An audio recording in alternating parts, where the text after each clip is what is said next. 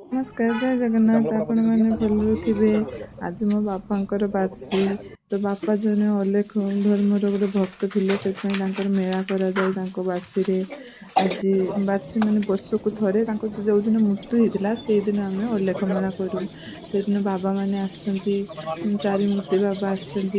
देख संध्या बेले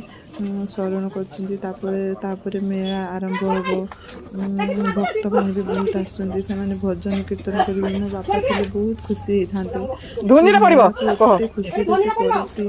माने सब वर्ष से मेला करती आ कहीकि भी जाइए आम समस्त छोट मेला गोटे करूँ आत्मा शांति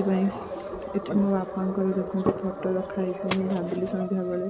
धूप करके बापा पाखे दे दिए से बसिक दूसरी कि आज बहुत बापा को आम मिस करूँ कहीं बापा को बिना आम कि करें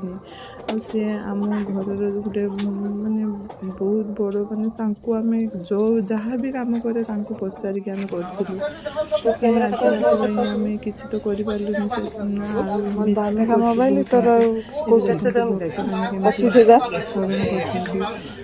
मेला स्टार्ट हो